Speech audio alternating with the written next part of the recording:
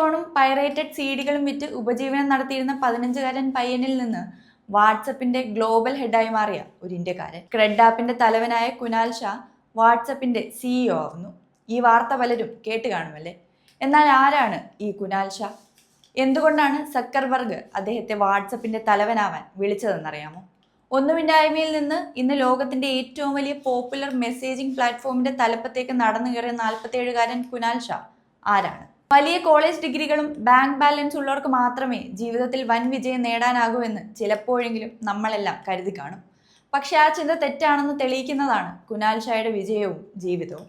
പഠിച്ച കോളേജിൽ നിന്ന് പാതി വഴിയിൽ ഡ്രോപ്പ് ഔട്ട് ആയിട്ടും ഇന്ത്യയിലെ ഏറ്റവും വലിയ 2 സ്റ്റാർട്ടപ്പുകൾ വിജയകരമായി കെട്ടിപ്പടുത്തിയ ഈ മനുഷ്യന്റെ കഥ ഏതൊരു സാധാരണക്കാരനും വലിയൊരു പ്രചോദനമാണ്.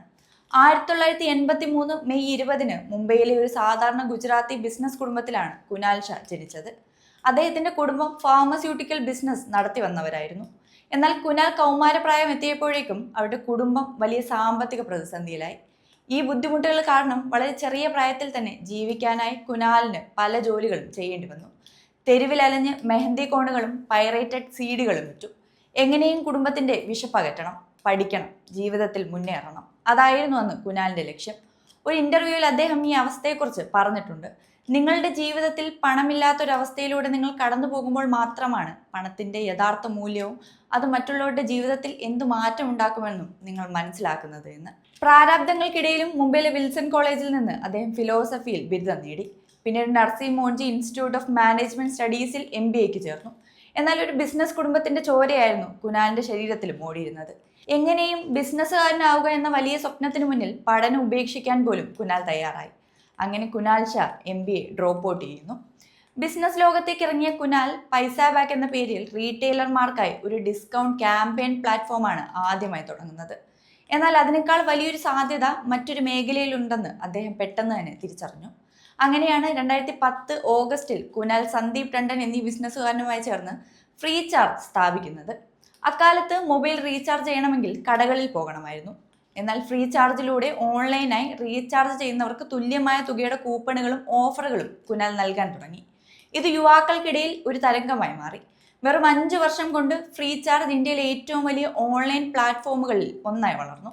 തുടർന്ന് 2015 ഏപ്രിൽ ഇന്ത്യയിലെ പ്രമുഖ കൊമേഴ്സ് കമ്പനിയായ സ്നാപ്ഡീൽ ഫ്രീ ചാർജിന് 2800 കോടി രൂപയ്ക്ക് വാങ്ങി. അന്നത്തെ കാലത്തെ ഏറ്റവും വലിയ സ്റ്റാർട്ടപ്പ് ഡീലുകളിൽ ഒന്നായിരുന്നു ഇത്. ഫ്രീ ചാർജ് വിറ്റൊഴിഞ്ഞ ശേഷം കുനാൽ അടുത്ത വലിയ വിപ്ലവത്തിനായുള്ള ഗവേഷണങ്ങൾ ആരംഭിച്ചു. 3 വർഷത്തോളം അദ്ദേഹം പ്രത്യേകിച്ച് ഒരു ബിസിനസ്സിലേക്കും ഇറങ്ങിയില്ല, പകരം ഗവേഷണത്തിലായിരുന്നു. ഇന്ത്യൻ വിപണിയെയും ഉപഭോക്താക്കളുടെ ശീലങ്ങളെയും കുറിച്ച് ആഴത്തിൽ പഠിച്ചു. സാമ്പത്തിക മേഖലയിൽ സാധാരണക്കാർ നേരിടുന്ന ഏറ്റവും വലിയ ബുദ്ധിമുട്ട് എന്താണെന്ന് അദ്ദേഹം ചിന്തിച്ചു. അങ്ങനെയാണ് 2018 ക്രെഡ് എന്ന ഫിൻടെക് പ്ലാറ്റ്ഫോം ആരംഭിക്കുന്നത്. ക്രെഡ് വരുന്നതിന് മുമ്പ് ആളുകൾ ക്രെഡിറ്റ് കാർഡ് ബില്ലുകൾ അടച്ചിരുന്നില്ല എന്നല്ല, പക്ഷെ അതിന്റെ പ്രോസസ്സ് വളരെ സങ്കീർണമായിരുന്നു. ഒരാളുടെ കയ്യിൽ 3-4 ബാങ്കുകളുടെ ക്രെഡിറ്റ് കാർഡുകൾ ഉണ്ടെങ്കിൽ ഓരോ കാർഡിന്റെയും ബില്ലടയ്ക്കാൻ ആ ബാങ്കുകളുടെ വെബ്സൈറ്റുകളിലോ ആപ്പുകളിലോ വെവ്വേറെ കയറണമായിരുന്നു. ഹിഡൻ ചാർജുകൾ കണ്ടെത്തുക ബുദ്ധിമുട്ടായിരുന്നു. കുനാൽ ഷാ ക്രെഡിലൂടെ ക്രെഡിറ്റ് കാർഡ് ബിൽ പേയ്മെന്റുകൾ ഒരൊറ്റ ക്ലിക്കിൽ ഒതുക്കി. എല്ലാ ബാങ്കുകളുടെയും കാർഡുകൾ ഒരേ ആപ്പിൽ മാനേജ് ചെയ്യാമെന്നതായിരുന്നു ക്രെഡ് നൽകിയ ഏറ്റവും വലിയ സൗകര്യം. ബിസിനസ്സിൽ പൊതുവെ 2 തരം തന്ത്രങ്ങളുണ്ട്. ഒന്ന്, നിലവിലുള്ള ഒരു പ്രോഡക്റ്റിൽ ചെറിയ മാറ്റങ്ങൾ വരുത്തി വിപണിയിൽ ഇറക്കുക. 2, ആരും ശ്രദ്ധിക്കാത്ത ഒരു പുതിയ മാർക്കറ്റ് സെഗ്മെന്റ് കണ്ടെത്തി അവിടെ തങ്ങളുടെ സാമ്രാജ്യം സ്ഥാപിക്കുക. ഇതിനെയാണ് ബിസിനസ് ലോകത്ത് ബ്ലൂ ഓഷൻ സ്ട്രാറ്റജി എന്ന് വിളിക്കുന്നത്.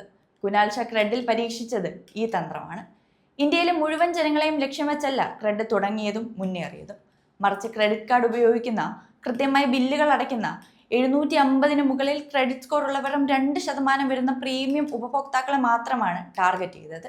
വളരെ കൃത്യമായി ബില്ലടയ്ക്കുന്നവർക്ക് വലിയ ബ്രാൻഡുകളുടെ കൂപ്പണുകളും റിവാർഡുകളും നൽകി ക്രെഡ് അവരെ കൂടെ നിർത്തി. ഇന്ന് വെറും ഒരു ബിൽ പേയ്മെന്റ് ആപ്പ് മാത്രമല്ല ക്രെഡ്, മറ്റ് പല സേവനങ്ങളുമായി അവർ ജനങ്ങളിലേക്ക് ഇറങ്ങി. ഇന്ന് ഇന്ത്യയിൽ നടക്കുന്ന ആകെ ക്രെഡിറ്റ് കാർഡ് ബിൽ പേയ്മെന്റുകളിൽ 22% നടക്കുന്നത് ക്രെഡ് വഴിയാണെന്നാണ് കണക്ക്. ഒരു സ്റ്റാർട്ടപ്പ് തുടക്കത്തിൽ ലാഭത്തെക്കാൾ കൂടുതൽ ഉപഭോക്താക്കളെ ആകർഷിക്കാനാണ് ശ്രദ്ധിക്കേണ്ടതെന്നാണ് കുനാലിന്റെ വിശ്വാസം. തുടക്കത്തിൽ പരസ്യങ്ങൾക്കും റിവാർഡുകൾക്കുമായി കോടിക്കണക്കിന് രൂപ ഇവർ ചെലവഴിച്ചു. ആദ്യ വർഷങ്ങളിൽ കമ്പനിക്ക് വലിയ നഷ്ടം വന്നിരുന്നു. പക്ഷെ അവരുടെ തന്ത്രം ലളിതമായിരുന്നു. ആദ്യം വലിയൊരു പ്രീമിയർ കസ്റ്റമർ ബേസ് ഉണ്ടാക്കുക, പിന്നീട് അതിൽ നിന്ന് ലാഭം ഉണ്ടാക്കുക. പണ്ട് ജിയോ സൗജന്യമായി ഇന്റർനെറ്റ് നൽകി മാർക്കറ്റ് പിടിച്ചടക്കിയതുപോലെ ഒരു തന്ത്രം. ഇന്ന് ക്രെഡ് ഇന്ത്യയിലെ ഏറ്റവും വലിയ ഫാസ്റ്റ് ഗ്രോയിങ് യൂണിക്കോൺ കമ്പനികളിൽ ഒന്നാണ്. ഇപ്പോൾ മനസ്സിലായി കാണുമല്ലോ, ഫേസ്ബുക്കിന്റെയും ഇൻസ്റ്റഗ്രാമിന്റെയും മാതൃ കമ്പനിയായ മെറ്റ വാട്സപ്പിനെ നയിക്കാൻ ഈ ഇന്ത്യക്കാരനെ തിരഞ്ഞെടുക്കാനുള്ള കാരണം. ചരിത്രത്തിൽ ആദ്യമായാണ് ഒരു ഇന്ത്യക്കാരൻ വാട്സപ്പിന്റെ തലപ്പത്തേക്ക് വരുന്നത്. വെറുതെ ഒരു നിയമനം മാത്രമല്ലിത്. സക്കർബർഗിന്റെ മെറ്റ ഗ്രൂപ്പ് കുനാൽ ഷായുടെ ക്രെഡിൽ നിക്ഷേപിക്കാൻ പോകുന്നത് എത്രയാണെന്നറിയാമോ? ഏകദേശം $900 മില്യൺ.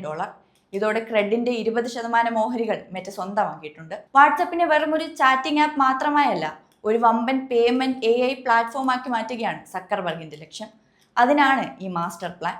അതിന് ചുക്കാൻ പിടിക്കുന്നതോ ഇന്ത്യയിൽ നിന്നുമുള്ള ഈ 47-കാരനും.